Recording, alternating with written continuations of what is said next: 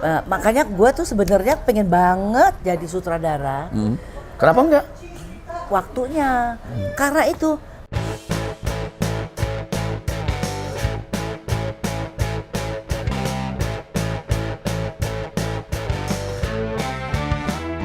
Like, comment, subscribe, dan share. Oke? Kan Yayan itu pasangan bukan sama Roy Martin doang, walaupun mayoritas Roy Martin ya. Emang zaman itu kan gila banget. Iya. Yang paling banyak di antara film itu bintangnya Roy. sama Roy. Dari sekian banyak. Roy nggak laku kalau nggak sama gue. Gitu. Oh gitu ya? Seolah-olah gitu. Seolah-olah. Bahasa sombongnya, tapi ntar dia ngomel. Dia marah. Bener nggak Mas Roy? Kalau nggak ada Yani Rahman lu nggak laku lu. Ya, di antara selain Roy itu yang paling mengesankan main sama siapa? El Manik. Oh. Itu pemain Ya kuat. sebentar, Bang Manik mudah-mudahan sehat-sehat selalu. Kapan-kapan aku ke rumah ya Bang Iya ya. dong, Oh, iya. ya. Bisa kontak sama Manik. Kalau kita punya sejarah istilahnya gini, gue cekek kau. Tahu Bang Ming sini kita panggil teman-teman. Ya kapan-kapan nanti. Kita bisa collab pojok sini. Betul. Nanti yang Lebih restoran efisien. sate kita ini rumah kita ya. Iya. Ini nanti kita bisa jadiin tempat. Ini kan bagus banget nih. Ya banyak spot yang bagus loh di sini Iya, bisa, untuk bisa iya. reuni aja kita. Iya, Reuni seneng. bareng-bareng. Saya pokoknya seneng asal ngumpul. Kenapa suka El Manik? Dia jelas dia pemain watak yang kuat. Dan dia itu sangat menghargai peranan, tugas dan tanggung jawab dia. Nggak pernah dia menyepelekan peranannya. Dan dia itu pemain yang serius. Beda sama Roy. Kalau Roy itu, gue harus sedikit bisa menghafalkan dialognya Roy. Karena dia suka lupa. Oh. Dia suka lupa. Karena kebanyakan main, mungkin kebanyakan peran. Dan kebanyakan janji. Iya, filmnya double. Kalau El Manik Bisa-bisa dialog bisa ketukar loh film yang lain tuh. Bisa. Pernah kejadian? Nama juga bisa kejadian salah. Oh gitu ya? Ya. Karena peran ini di film Ya. lain. Oh gitu. Dia lagi syuting hari ini di sana pojok sana Yudit udah nungguin. Gitu ya? Untuk jemput Roy gitu. Jadi pada saat itu jadi rebutan. Saya nggak mau. Saya mau dibayar mahal, tapi saya komit satu film sampai selesai. Gitu ya? Jadi nggak mau double lagi sejak kejadian yang salah schedule itu. Tapi kembali lagi ke El Manik, memang saya kagum. Juga Slamet Raharjo juga main yang bagus. Gitu. Pernah main sama Cok Simbara? Ya pernah. Pernah. Film Ku Gapai Cintamu itu. Ku Gapai Cintamu ya? Iya. Sama Cok Simbara, Iya. betul. Dia jadi dosen yang melonco gue. Iya. Bagus mainnya. Dan saat itu kan memang banyak ya aktor-aktor. Saya nggak ngerti ya. Tahun 80-an, 90-an saya bilang cerita di channelnya, di YouTube-nya Rano. Saya nggak sebagai penonton film gitu. Aku nggak mendapatkan. Mungkin sekarang ada Adinda Reza Rahadian juga keren. Oh iya. Bagus. Itu luar biasa. Ada siapa banyak. Mungkin tapi namanya itu nggak sebesar orang-orang itu ya. Karakternya gitu ya. Apa beda zaman kan? Ya beda zaman sih ya. Beda zaman kali ya. Saya juga bingung. Di mana letak kekurangannya? Padahal mereka hebat-hebat. Hebat-hebat. Tapi tidak sekental sama sutradara juga gitu. Kok nggak sekental banget sih skenario-nya almarhum Sumanjaya misalnya. Karena gini, saya lihat sutradara zaman dulu tuh betul-betul latar belakang film dan seniman. Sekarang kan banyak yang menyutradarai yang bukan orang film sebetulnya. Karena apa? Karena kelonggaran liberalisasi film Indonesia. Kalau dulu jangankan jadi sutradara atau jadi pemain, jadi PU saja itu harus ikut KFT. Banget. Mau jadi juru make up saja KFT. Ya dulu itu mau nggak mau kita masih merasa perlunya organisasi. Karena organisasi itu satu wadah untuk memberikan perlindungan. Persis. Kepada kita. Advokasi juga, pembelaan. Pembelaan, ya kan? Gitu ya. Sebagai alat untuk memperjuangkan hak-hak kita juga sebenarnya. Juga ada standarisasi profesi ya. Sangat. Tapi sekarang ini kan sepertinya di organisasi ini di era reformasi dianggap perlu dan nggak perlu gitu loh. Kadang-kadang dia jadi tunggangan politik. Itu jeleknya. Iya, bisa juga. Yang penting dia punya organisasi bahwa dia ketua Farvi, lalu bisa kemana saja. Oh, iya. Tapi tidak membina filmnya atau maju atau tidak. Enggak, dulu atau saya artisnya.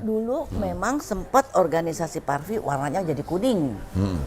Tapi waktu saya dipercayakan sebagai ketua umum Parvi dan saya diminta oleh salah satu partai politik untuk jadi salah satu pengikutnya, saya nggak mau.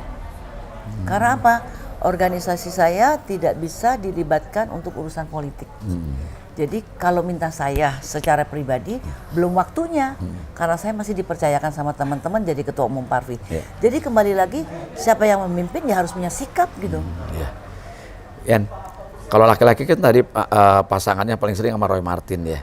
Itu yang paling Sama klop. Bang Miin belum ya? Kenapa? Sama Bang Miin Aduh, belum. nggak laku. Masa? Pengen ngalamin sama Yayan main dulu. Banget tuh. dong. Oh. Gue tuh pengen belajar komedi. Komedi. Masih kepengen main film, tapi yang drama komedi Ya, gitu loh. yuk kita cari produser yuk. Iya, kan yang bisa bikin film komedi sosial. Sosial. Ya, bukan film lawak loh. Betul, Film ya, komedi. komedi. Jadi Ada dramanya. kehidupan sosial gitu. Karena sebenarnya di luar film saya tuh orang yang senang bercanda. Tahu lah. Nah, ya, teman-teman Ria. senang bercanda. Iya. Terus kalau pemain yang paling klop Klop sebagai lawan main. iya, lawan main. Perempuan apa laki? laki-laki. Laki-laki sebenarnya si Rano tuh main bagus banget, dia udah pemain Pernah sama watak. Rano? Tapi nggak pernah se-frame gitu loh. Oh, belum pernah ya sama Rano? Enggak. Selama karir ini belum pernah main sama Rano? Nggak main satu film pernah semau gue di bawah jangan biarkan mereka lapar. Tapi Rano tuh pasangannya Yesi Gusman, kayaknya masih anak-anak. Gue udah dipasanginnya sama Buru di Peso 5 yang udah tua-tua gitu gitu loh. Jadi ya nggak ketemu. Nggak ketemu. Ya kami mungkin lebih senior kali. Kali ya, mereka kan kesannya dulu kan pemain anak-anak gitu loh sama Yesi. Kalau pemain perempuan yang dikagumi siapa? Banyak ya. Pernah main sama Citra Dewi?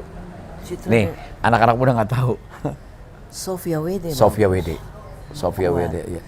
Mukhtar Wede, Sofia Mukhtar Wede, Wede. suami istri tuh Suami laki istri. bini tuh kuat Keren, banget itu pemain. Sama Mbak Wit, Mbak Widiawati. Sama Widiawati main dalam satu film di bawah lindungan Ka'bah, Hah? tapi tidak satu frame. Terpisah syutingnya. Oh iya. Jadi ketemunya ya pas break syuting. Ya. Iya, kita Ya, ngobrol. Mbak Wit mudah-mudahan berkenan ya ngobrol sama saya ya. Ya. Nanti Gitu. aku telepon Mbak Wid. Terus kan Widiawati, Christine Hakim. Sama Christine Hakim dulu ada rencana almarhum Suman Jaya mau ngadu ini Yeni Rahman sama Christine Hakim dulu. Jaminan pasar tuh. Iya. Jaminan kualitas. Jaminan kualitas gitu kan. Yang satu kuat, yang satu ini, yang satu, pokoknya mesti. Tapi ya karena memang belum jodoh, film itu nggak jadi dibuat sama almarhum Suman Jaya. Dan sampai sekarang saya belum pernah ketemu untuk di dalam satu film yang Iya. sama. Ya, Sobat Bang Miing tadi udah kita dengerin dari awal ya. Yayan ini aja anak Jakarta, SD-nya di Jakarta, SMP-nya Lahir di Jakarta, lahir di Jakarta, SMA di Jakarta. Saya cuma mau tahu siapa yang paling berjasa sehingga Yayan karirnya seperti ini sekarang. Selain mama, papa, pasti itu. Iya, udah pasti doa ibu ya. Kan tadinya kan papanya ngelarang, Ya. akhirnya mengizinkan. Berarti kontribusinya tinggi dong, Ya. izin orang tua. Tapi yang paling berjasa tentunya Mengangkat di samping Yeni ibu, Rahman. ya paling enggak orang yang pertama kali mengajak saya untuk terjun ke dunia film Di ice skating itu? ya almarhum Bayi Isbahi. Bayi Isbahi itu kalau nggak salah Ibu Tuti S ya? Iya iya iya. Ya, menantunya Ipar Maleni Marlina. Ipar Maleni Marlina. Ya dia. Bayi Isbahi. Ya dia yang bantu saya untuk ayo ikut syuting. Dari mulai ice skating itu ya. Ice skating itu. Tapi memang bakatnya pada saat itu udah kelihatan ya. Saya sih nggak Emang tahu. kayaknya kan memang gampang gaul kayaknya ya. Iya. Lincah gitu waktu kecilnya kan. Nggak merasa gue lagi main film nih, gue lagi syuting, nggak juga Nah. gitu loh. Yang penting gue seneng aja berteman, bergaul. Seneng ya, seru ya. Tapi kalau Kan- jadi peran anak SMA tuh kayaknya sableng banget gitu ya. Oh, iya. Bajunya asal gitu. Wah, itu Apa ya? itu film apa tuh ya? Gue pernah lihat itu sableng gitu kayaknya. Oh ada juga film saya Romantika Remaja ya. Heeh. Yang satu jadi baik, yang satu jadi bandel. Oh. Nah itu ada juga. Tapi paling tidak tangannya Suman Jaya itu Tangan dingin lah ya. Ya, mulai membentuk karakter dalam perjalanan karir saya. Dia memberikan satu kontribusi untuk ikut mewarnai Ya. karir saya. Artinya gini, bakat bertemu orang yang memang pas menangani Iya, Yeni iya. Rahman. Itu beruntung. Kalau bakat saja bagus, tapi salah ditangani Iya. oleh orang yang tepat. Iya. Jadi kelihatannya nih konsepnya Yeni Rahman yang memang talenta atau given dari Allah, Beruntung. bakat itu beruntung ketemu dengan orang-orang yang pas. Dan orang-orang yang pas mencari karakter ini dengan mudah mendapatkan Yeni Rahman seperti itu Iya. gitu. Klop Jadi, ya. ya, kadang kita lihat anak-anak sekarang sangat kuat, potensinya juga kuat. Memang kembali lagi keterbatasan kekuatan ceritanya, sehingga kadang-kadang potensi itu nggak terolah gitu loh. Makanya gue tuh sebenarnya pengen banget jadi sutradara. Kenapa enggak? Waktunya, karena itu kepingin menggali lagi kemampuan si anak ini atau pemain ini yang dia punya bakat kuat dan dia punya kemampuan kuat. Dieksplor lagi. Iya gitu loh. Sama aja kalau saya nggak dapat pengalaman juga ditangani oleh Wim Umbo, karakternya Teguh Karya, karakternya Suman Jaya, mungkin juga saya nggak tahu kalau saya ada potensial seperti ini gitu Iya, loh. betul. Tapi karena saya diolah sama tangan-tangan mereka, Iya, betul. ya ini yang membuat obsesi saya.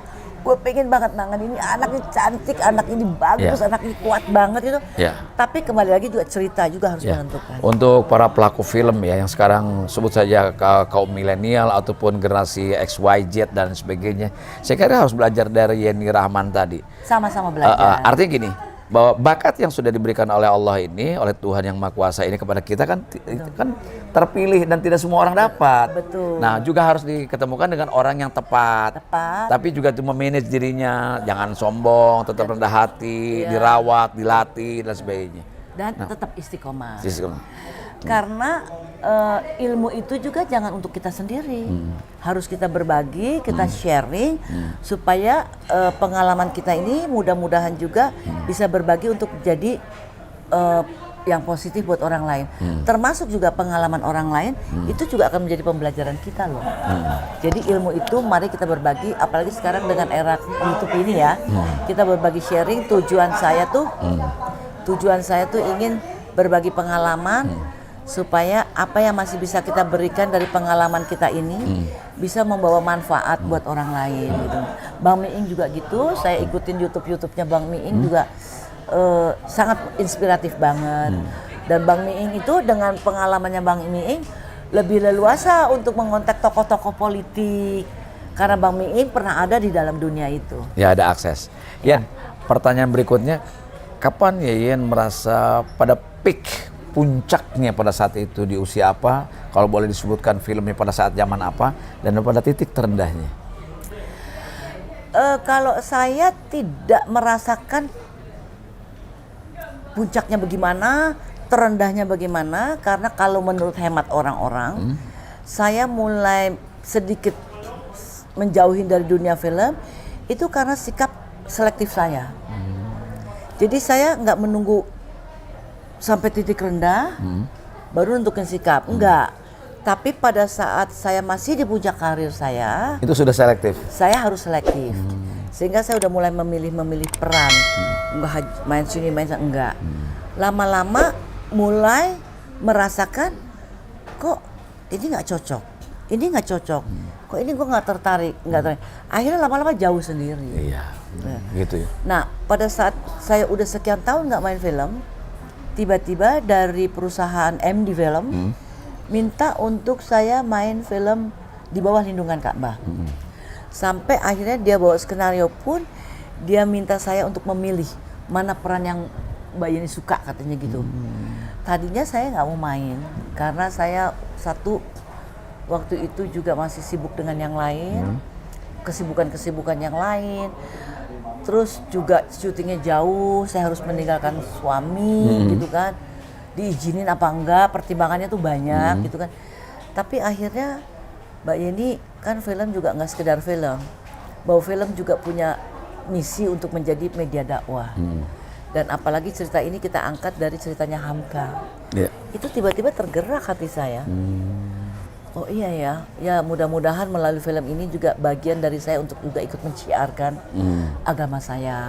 Bagaimana cara bercinta anak muda itu tetap harus berpegang kepada norma-norma agama, ya kan? Ada culture juga yang harus dihargai dan dihormati. Nah itulah film Di Bawah Lindungan Ka'bah. Jadi ada misi dakwahnya sehingga ya saya iyahin gitu loh. Yan, kan dunia artis itu kan klise banget ya.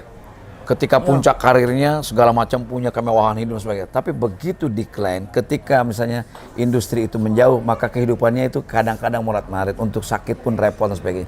Gimana ya yang bisa establish sampai sekarang secara ekonomi lah sebut saja, bukan persoalan karena punya suami yang hebat, tapi menjaga diri sebagai artis itu agar tetap kita percaya bahwa rezeki itu tidak akan mungkin ditukar, nggak akan mungkin ketukar. Dan kita percaya Allah itu maha segala maha. Bang Miing kalau lihat saya begini bukan berarti kita nggak pernah susah. Kita tuh pernah susah gitu kan. Tetapi saya sangat meyakini bahwa Allah itu tidak tidur. Sejauh kita mau bekerja keras, sejauh kita mau berusaha. Terus saya di keluarga tidak sendirian. Masih ada juga adik saya yang masih butuh perhatian. Masih juga ada keluarga saya atau kakak saya, yang butuh bantuan, saudara saya yang butuh bantuan. Oh, gue ini nggak sendiri. Jadi apa yang Allah berikan titipan dari rezeki ini untuk saya, berarti ini bukan untuk saya sendiri. Berarti ini juga ada yang harus untuk orang lain, untuk keluarga kita, untuk saudara kita, untuk siapalah. Dan juga jangan lupa, apa yang kita terima ini tidak semuanya milik kita. Betul. Apa yang kita terima ini adalah menjadi juga bagian milik orang lain, terutama anak-anak yatim piatu. Dan itu sudah saya latih dari sejak saya masih belasan tahun. Dan mungkin percaya nggak percaya, Allah mengatur rezeki kita lewat dari situ. Tapi kembali lagi, kita pandai nggak mengelola rezeki itu? Betul. Pandai nggak menjaga, memanage si rezeki itu? Saya tipikal orang yang suka belanja. Tapi kalau saya belanja, saya misalnya punya 100.000, nggak akan mungkin saya belanja 50.000. Pasti yang saya belanjain untuk menyenangkan hati saya, paling berani cuma 20.000. Yang 80.000 saving, nggak diapa-apain, saving, nggak berani diganggu gugat. Itu udah sekian puluh tahun hidup saya seperti itu. Jadi kalau saya ada film, ada honor saya sekian, paling yang saya berani ambil cuma 20%. Gitu ya? Ya. Nah makanya kenapa kadang-kadang di dalam berkarir ini, terutama di profesi saya, yang menjadi bintang besar, kurang apa sih Nur Naningsih terkenalnya seperti apa gitu. Zaman dulu ya? Zaman dulu, waduh bintang besar banget. Tapi akhir hayatnya kok dia mengenaskan gitu loh. Saya kira bukan cuma Ibu Nur Naningsih, banyak juga artis lain, pelawaknya segala macam itu sama begitu. Kadang-kadang di masa-masa kita disanjung ini kita bisa lupa diri. Jangankan lupa diri, kadang-kadang lupa sama Allah kan. Betul. Nah ini yang nggak boleh. Iya, Sobat Bang Ming, ada yang menarik loh tadi dari Yayen. Rezeki itu nggak ditukar, yang ditukar itu cuma di money changer doang. Duit asing sama duit kita. Yang penting harus atau di pom bensin. Harus rajin nabung. Ya, saya kira pesan-pesannya inspiratif banget dari Ibu Yeni Rahman yang karirnya begitu panjang, namanya memang besar, bukan pernah besar, tapi memang sampai saat ini pun besar. Dan saya kira anak-anak muda sekarang, pemain film perlu belajar. Sekarang yang disukai anak muda ini, pemain film, terutama perempuan atau laki-laki, siapa di Indonesia? Yang saat ini, yang diingat. Masih suka nonton film Indonesia nggak? Masih, tapi lewat YouTube. Apalagi di pandemi sekarang ya. Kayaknya memang media YouTube tuh jadi teman kita banget. Betul, media segala, yang independen lah. Independen dan segala informasi juga bisa kita dapat dengan mudah. Berita-berita juga nggak ketinggalan lagi, bisa kita cari dari sejauh kita mau ya. Untuk pemain anak muda tentunya banyak sih anak-anak muda yang potensial ya kan. Tapi itu kadangkala mereka, kecuali Reza Radian. Itu dia termasuk aktor yang beruntung juga. Dia dapat berbagai kesempatan dengan peran yang berbeda-beda dan mampu memainkan. Dan dia mampu memainkannya dan filmnya sukses. Sukses. Ya kan? Ya untuk pemain perempuannya juga pasti ada lah, mungkin siapa ya? Kalau sekarang ini mungkin ada Dian Sastro kemarin. Dian Sastro, Prilly sekarang juga lagi bagus. Prilly yang main sama ini. Nah itu juga Prilly itu kan kelihatannya sumringah ya, enjoy banget gitu dengan pekerjaannya dan ikhlas gitu. Dan satu hal, saya bangga banget kenal Yayen tuh kenapa? Kalau di Indonesia mesti artis itu yang Indo-Indo, kalau dia Indonesia asli. Karena hidungnya pesek. Bukan soal hidungnya pesek. Dari mulai kulitnya Indonesia, hidungnya nggak diapa-apain wajahnya, ya inilah Yeni Rahman. Karena takut ditarik sini, tarik sana, operasi ini, operasi jangan. Karena itu juga apa ya? Kalau menurut hemat saya pribadi ini kan sesuatu anugerah dari Allah yang harus disyukuri. Alisnya tetap lebat loh. Alisnya ya. Tanpa diapa-apain gitu tanpa diapa-apain ya. Betul. Makanya, hidungnya dari dulu segini-gini aja. Iya, enggak maju-maju. Di sini kan bukan, kita ketemu teman alis tiba-tiba kok hidungnya naik gitu. Kaget banget. Lu bukan sih gitu. Makanya harus disyukuri apa yang menjadi anugerahnya Allah. Iya. Syukuri. Yan, sekarang kan ada rumah kita nih, sate kita nih ya. Tiba-tiba bisnis kita di rumah kita. Di rumah kita, bisnis kuliner. Ini kan tempat nongkrong kita, rumah Yayen zaman dulu. Sekarang begitu ramenya baik artis umur masyarakat di Jalan Surabaya nomor 26 ini, ada hingar-bingar keramaian dan orang mampir makan satenya enak banget. Ini gimana sih ceritanya? Ini juga nggak semata-mata untuk kita kejar komersilnya, Bang Miing, tapi kembali lagi nawaitunya kita. Nawaitunya gini, rumah ini saya nggak tinggal di sini lagi. Ya. Saya tinggal di daerah Kayu Putih. Sumeneb. Oh, udah Sumeneb pindah. Saya Yang Kayu Putih masih? Udah enggak. Oh. Jadi iya dulu kita Kan tetangga. Iya, sekarang saya tinggal di Jalan Sumeneb. Oh, Sumeneb. Jadi kesini juga deket. Menteng, tetap menteng. Sekarang suka deket kemana-mana. Iya. Paling nggak kalau Jalan Sumeneb kan dekat pom bensin. Iya. Kebetulan alhamdulillah ini juga titipan dari Allah. Bukan milik saya, tapi semuanya itu miliknya Allah. Amin, amin. Nah, ini rumah saya tarik kakak saya daripada kosong, Kak lu tinggal sini aja. Kakak saya senang bikin kue-kue. Kak Rita. Rita Rahman. Gitu artis top juga. Iya, jadi dia bikin kue semua di sini. Terus ini kalau ada restorannya seru juga gitu kan. Ini rumah mau dijual, kok susah banget gitu loh. Yang mau beli rumah segini Nggak ada kali gede, terus duitnya di Menteng pula harganya Iya, berapa? kali Terus ya. PBB-nya bro. Iya, jadi akhirnya udahlah memang ini rumah nggak untuk dijual kali ya. Buat kumpul-kumpul aja deh. Iya. Udah kita bikin restoran aja, restoran yang jangan berat-berat, yang ringan-ringan aja. Salah satu pilihannya adalah sate. Sate, dan itu adalah makanan Indonesia. Seperti saya juga dapur Bang Miing itu makanan Indonesia. siap. Kapan-kapan Yayan datang ke Galaxy Makanan ya? Nusantara ya, Galaxy. Galaxy. Ya, mau. Kalau ini kan di Menteng, itu di tengah kota juga, tapi kota Bekasi. Oh, pasti ada pete, ada jengkol. Ada pete, ada jengkol, ada tulang jambal, segala macam pokoknya ada. Tulang jambal tuh enak banget. Pertanyaan terakhir, Yen. Ya. Apa yang masih ingin diraih dari seorang Yeni Rahman sampai saat ini? Yang obsesi yang belum tercapai misalnya? Nggak terlalu banyak atau nggak terlalu tinggi cita-cita kita. Jalanin aja apa yang ada, disyukurin aja, dinikmatin aja apa yang ada.